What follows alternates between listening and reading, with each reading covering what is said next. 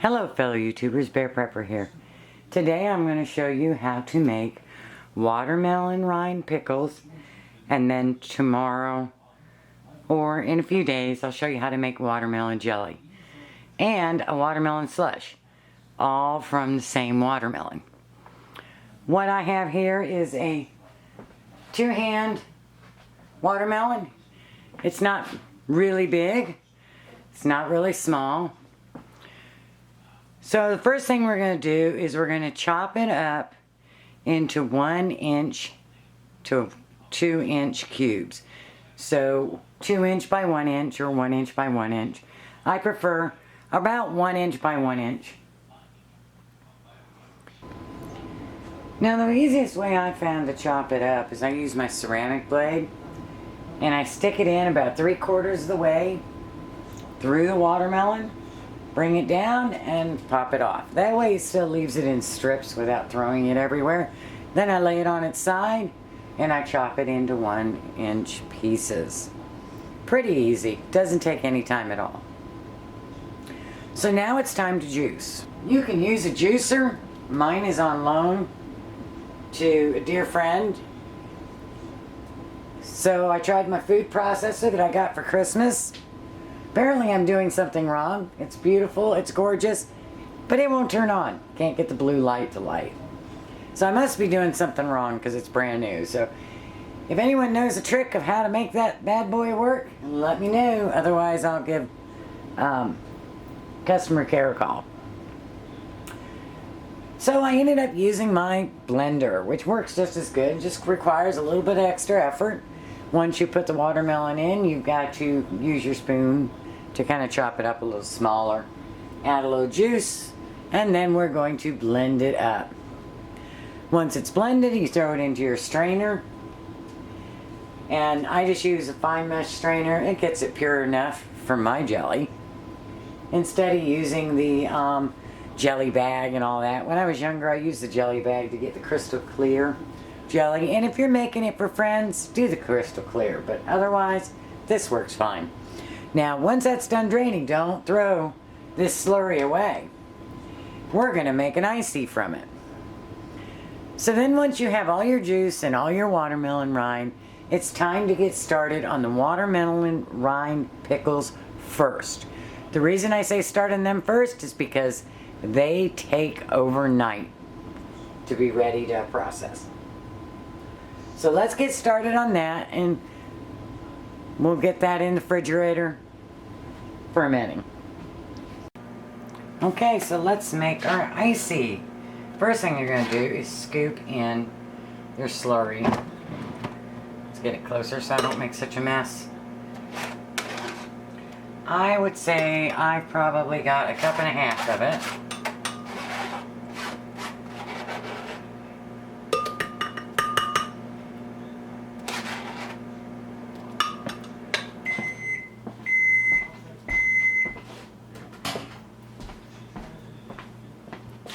And I'm going to put in about 1/2 cup of the watermelon juice. And 2 cups, well, let's do our sugar first. I'm going to put in 1/4 to 1/2 cup of sugar.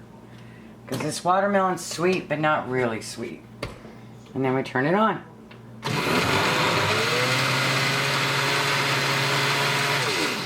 If it stops, you need more juice. So we need about 1 cup of juice to 1.5 cups of pulp so far.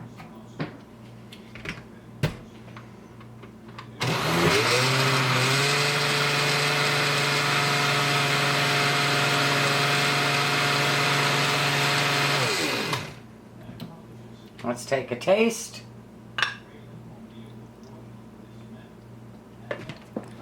Oh, that's so good. When you taste it, you want it a little sweeter than you want to end up with, because the water is going to reduce that.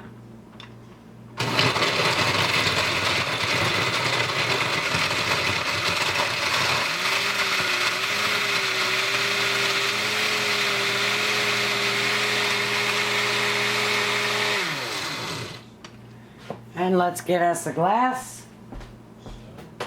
See how we did. Now you know you can make this into margarita if you want. A little tequila. All my little glasses are gone, so we'll use something off the hutch. Cheers.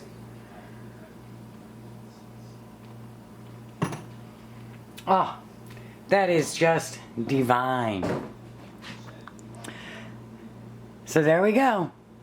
Watermelon icy. So I'm all ready. I got 8 cups of watermelon juice in my pot and 4 cups for my freezer. That's how much I got off of that little 2-handed watermelon.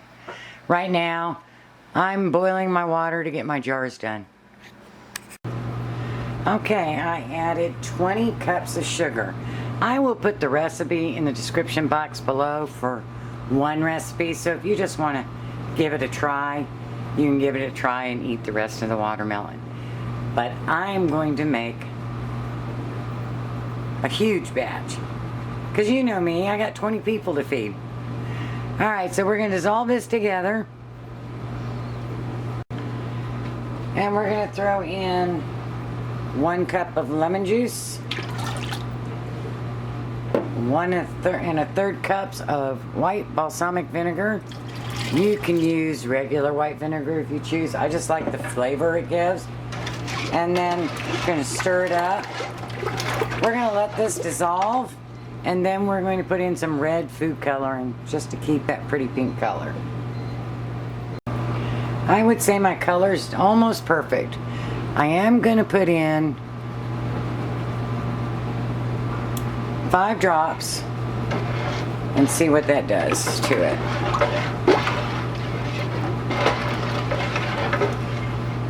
What do you think? A couple more.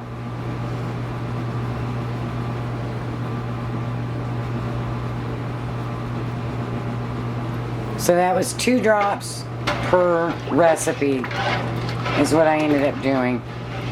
If you use the white vinegar, you might want to put a little more red in there. But isn't that a beautiful color? We'll see how it looks after the sugar is completely dissolved. Bring it to a full rolling boil and stir it down.